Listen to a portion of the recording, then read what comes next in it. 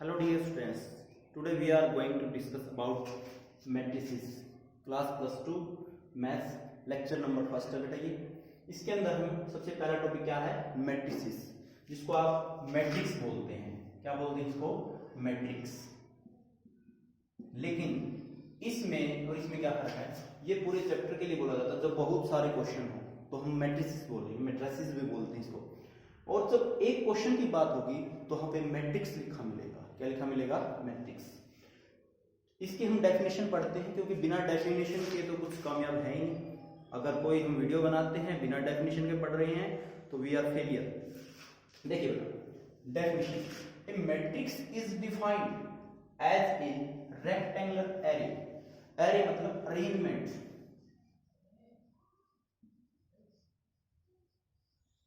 Arrangement किसका? Arrangement numbers का हो सकता है, फंक्शन का, कोई भी ऑब्जेक्ट है उनका अगर हम अरेंजमेंट करते हैं। अरेंजमेंट कैसे करें?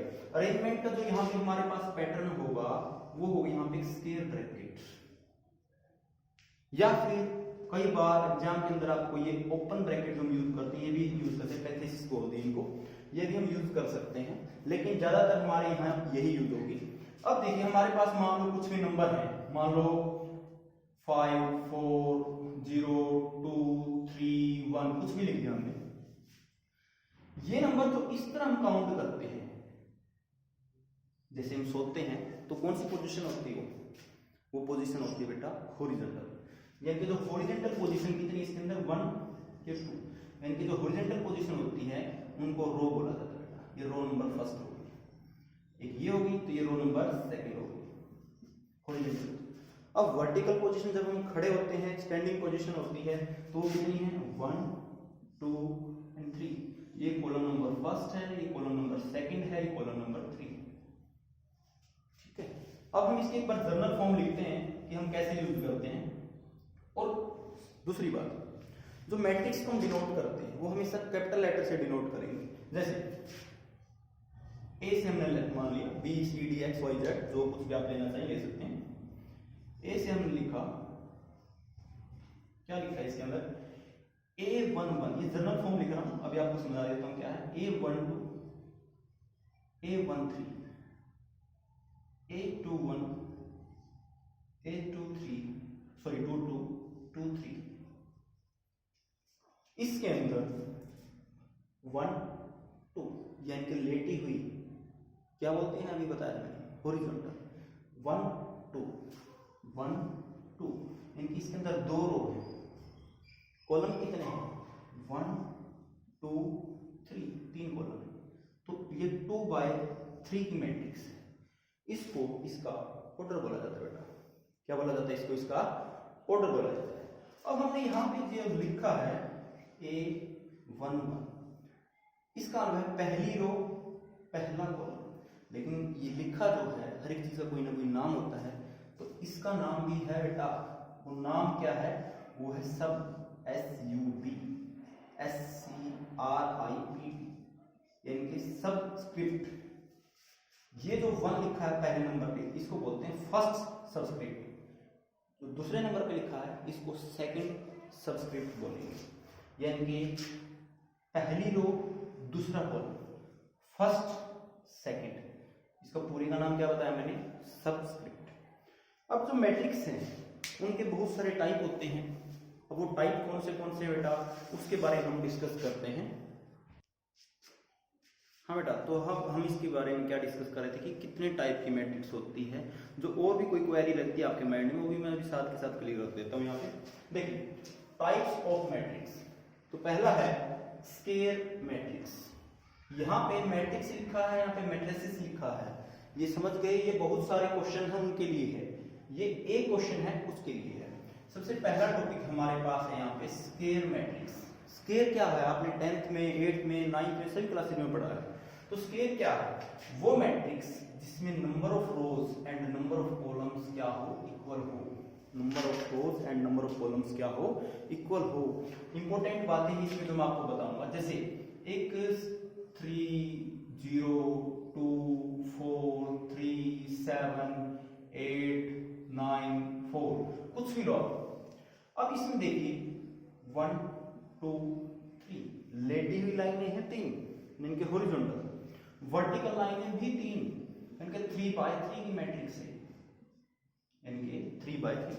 अगर ये दोनों इक्वल हैं, इनके स्क्वायर में भी यही बोलते थे ना लेंथ एंड ब्रेथ इक्वल है, यहाँ पे भी दोनों इक्वल हैं, तो इसका मतलब बेटा ये क्या है, स्क्वायर मैट्रिक्स। क्या है, स्क्वायर मैट्रिक्स। और जो स्क्वायर मैट्रिक्स की टाइप है आगे हम यहाँ पे कुछ यूज करेंगे, वो आपको आगे बताता हूँ। अब देखिए, अब जो इंपॉर्टेंट पॉइंट बताने वाला आपको वो है स्क्वायर मैट्रिक्स होता है।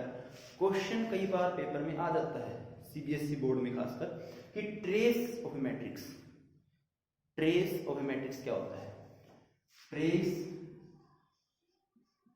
Of A matrix. अब ये जो मैट्रिक्स है हम कैपिटल लेटर से, मैंने बोला था कि इसको डिनोट करते हैं, ऑर्डर है 3/3 इसका हमसे ट्रेस पूछेंगे तो इसको शॉर्ट में लिखते हैं TRA, इसका मतलब हो गया ट्रेस। ट्रेस का मतलब होता है sum of diagonal elements, sum of diagonal elements. अब डायगोनल की बात आती है कि डायगोनल क्या चीज है। इसके अंदर बेटा आप लोग सोचते हैं स्क्वायर में तो 2 डायगोनल होते हैं, लेकिन मैट्रिक्स के अंदर हमें सिर्फ एक ही डायगोनल यूज करना है, इसका नाम होता है प्रिंसिपल डायगोनल। और जो ये डायगोनल होता है ये वाला, इसको बोला जाता है प्रिंसिपल डायगोनल। यानी कि इसके जो डायगोनल एलिमेंट है इनका सम, इनकी 3 + 3 + 4, 3 + 3 6 + 4 10। इनका अगर इस क्वेश्चन आ जाए कि ट्रेस क्या होगा इसका मैट्रिक्स का, तो बेटा 10 आएगा। Is it clear? देखिए ट्रेस आपको अच्छे से आ गया होगा समझ में क्या होता है।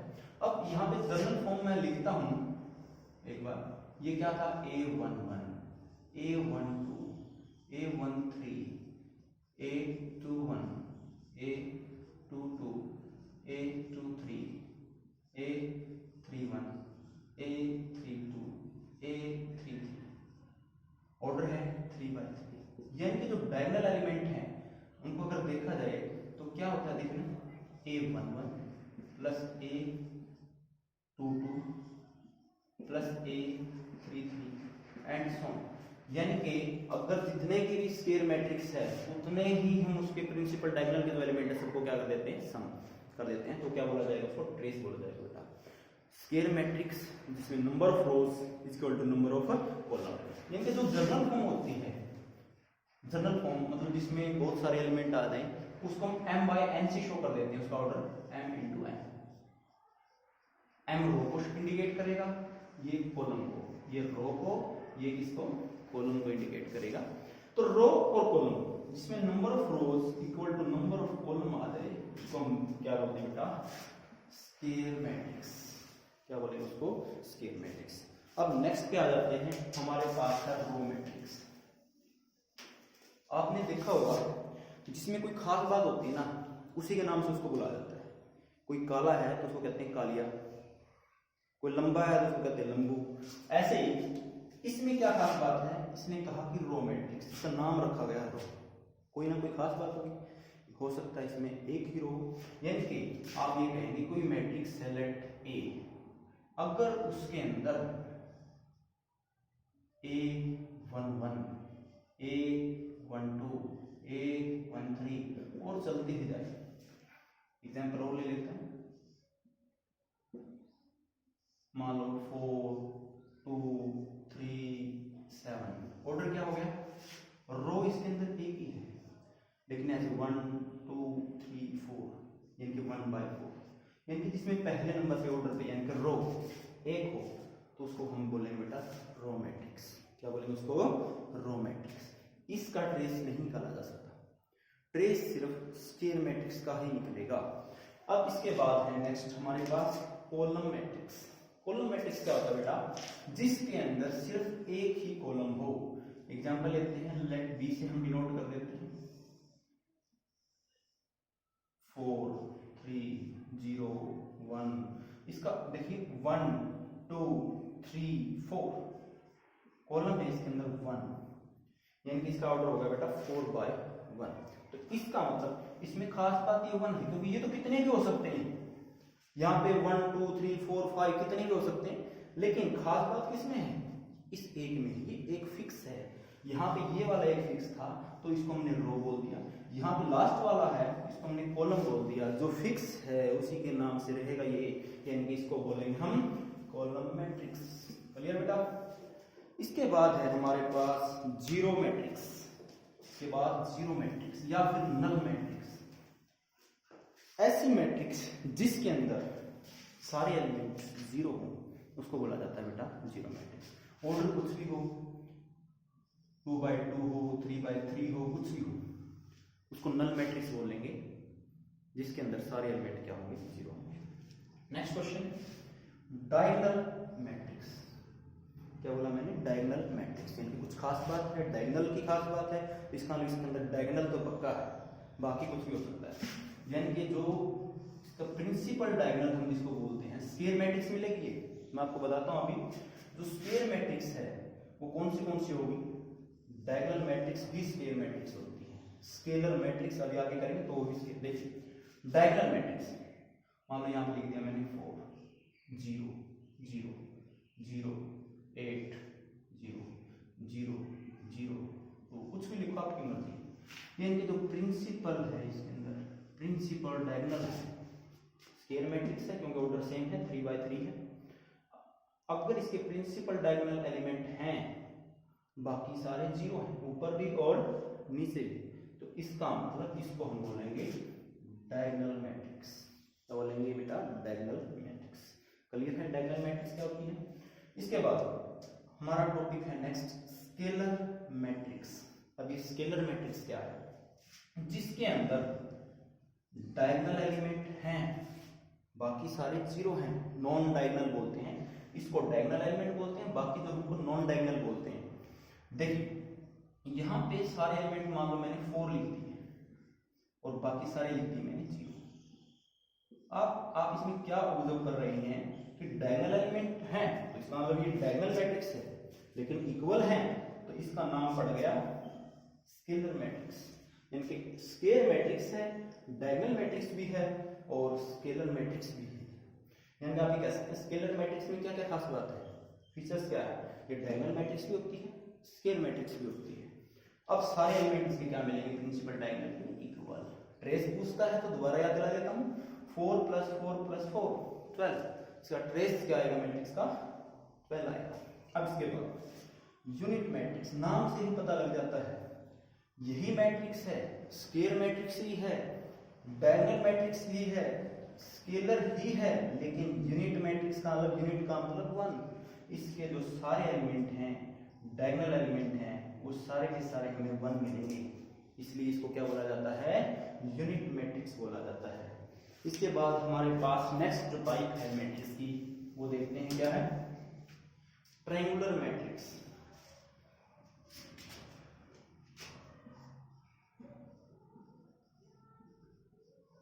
Triangular matrix.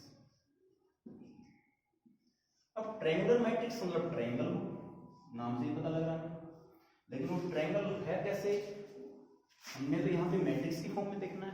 देखिए ट्रायंगुलर मैट्रिक्स की हमारे पास यहाँ पे 2 टाइप होंगे, एक तो अपर और एक होगी लोअर। अपर ट्रायंगल और लोअर ट्रायंगल। अब देखते हैं अपर ट्रायंगल में क्या बनता है। यानी कि ये भी स्क्वायर मैट्रिक्स है, सिर्फ इनको छोड़ के बाकी सारी स्क्वायर मैट्रिक्स हो सकती है। यहाँ पे एक ही कंपेरेबल वगैरह जो आते हैं बाद में उनको देखते हैं। देखिए अपर ट्रायंगल का मतलब ऊपर ट्रायंगल, ऊपर किसके? यहाँ एक ही चीज तो मेन आ रही है, डायगोनल। डायगोनल कैसा? Principal diagonal. देखिए यानी कि ये A11, ये डायगोनल दूसरा क्या बोलते हैं? A22, इसको बोलते हैं मान लो A33। बाकी सारे एलिमेंट अपर है तो ऊपर वाले तो जिंदा हैं, नीचे वाले मर चुके हैं, यानी 0 हैं सारे। ऊपर वाले कुछ ना कुछ जरूर मिलेंगे, मान लो ये A12, A13, A23, यानी कि देखो ये ट्रायंगल की फॉर्म बन गई। यानी कि ऊपर वाले डायगोनल के जो ऊपर है वो एलिमेंट नॉन जीरो होने चाहिए, उसके नीचे वाले सारे जीरो होने चाहिए। ऊपर एक आध जीरो हो सकता है, नो प्रॉब्लम, लेकिन डायगोनल के नीचे वाले सारे जीरो, ऊपर वाले नॉन जीरो, तो इसको बोलते हैं अपर ट्रायंगल। ये इसी का अपोजिट हो गया। देखिए एग्जांपल से करवा देता हूं इसको मैं। मान लो ये 4 है, ये 3 है, ये 1 है, इसके नीचे वाले एलिमेंट हैं कुछ ना कुछ 3 2 4, लेकिन ऊपर वाले सारे क्या बनेंगे, 0 बनेंगे। अब देखिए ट्रायंगल की फॉर्म यहाँ बन रही है, तो इसको बोलते हैं लोअर। ये ऊपर है तो अपर ट्रायंगल, ये नीचे है तो लोअर ट्रायंगल। बहुत आसान से टॉपिक है। इसके बाद है हमारे पास कंपेरेबल मैट्रिक्स। कंपेयर का मतलब क्या है, जिनको कंपेयर किया जा सके, जिनको क्या किया जा सके, कंपेयर किया जाए। कंपेयर तो किसको करते हैं, कंपेयर तो अमीर है तो अमीर से, गरीब है तो गरीब से। कंपेरेबल का मतलब जिनका ऑर्डर सेम हो, वो मैट्रिक्स जिनका ऑर्डर सेम हो।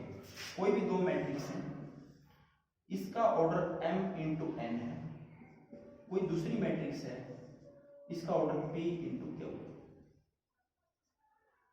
ये कंपेरेबल तब हो सकती है दोनों अगर m इक्वल हो p के और n इक्वल हो q के, तो हम इनको बेटा कंपेरेबल मैट्रिक्स बोलते हैं। Second, equal matrix. जो कंपेरेबल मैट्रिक्स होती हैं वो, उसके बाद हम क्या कर रहे हैं, इक्वल मैट्रिक्स। जो इक्वल होती हैं वो कंपेरेबल होती हैं, लेकिन जो कंपेरेबल होते हैं इक्वल होने कोई जरूरी नहीं होती। अब देखिए इक्वल मैट्रिक्स का मतलब है, मान लो कि यहाँ पे 1 2 3 4 5 6 कुछ भी लिखा है, यहाँ पे भी सेम मिलेंगे 1 2 3 4 5 6, यानी कि जो कोरस्पॉन्डिंग का मतलब समझिए इससे क्या होता है, जैसे यहाँ पे पहली रो पहला कॉलम, ये भी पहली रो पहला कॉलम, तो इसका ये कोरस्पॉन्डिंग हुआ 5 का कोरस्पॉन्डिंग 5 यहाँ पे, सपोज करो यहाँ पे x है तो 5 का कोरस्पॉन्डिंग x है, अगर ये इक्वल मैट्रिक्स है। तो ये हमारे आज हो गए टाइप्स ऑफ मैट्रिक्स।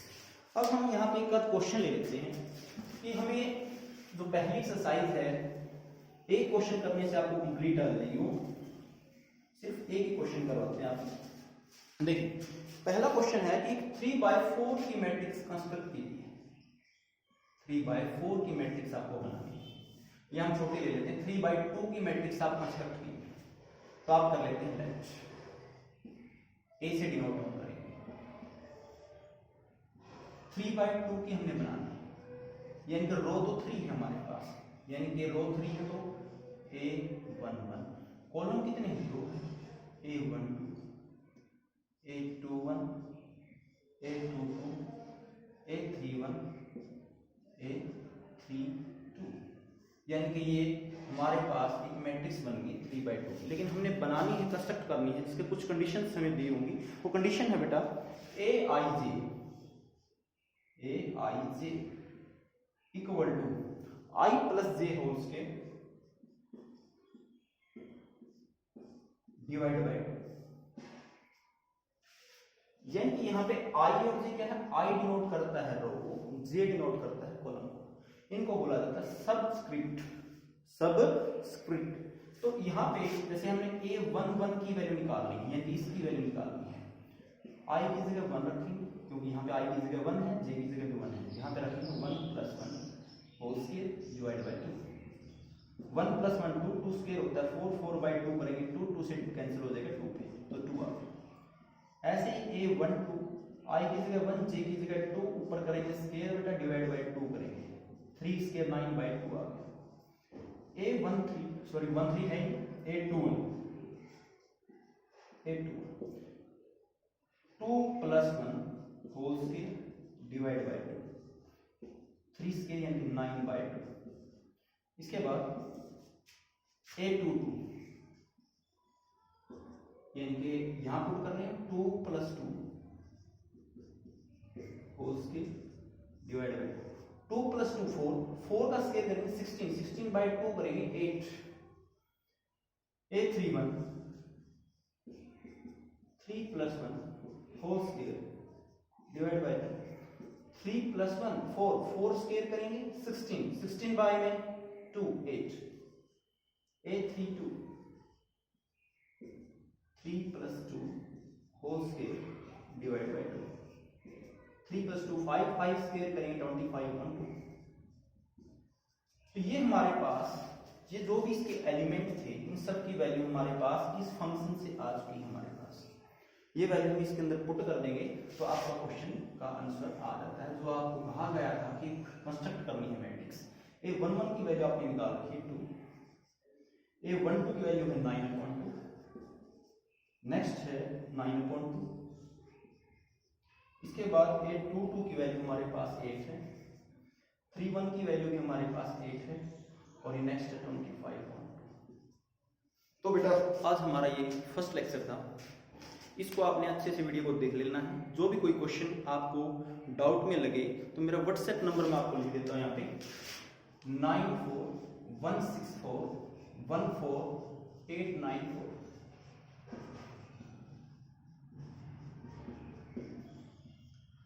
ये मेरा व्हाट्सएप नंबर है। जो भी आपको कोई प्रॉब्लम लगे तो आप मेरे से व्हाट्सएप पे क्वेश्चन पूछ सकते हैं। Thank you. Okay, bye bye.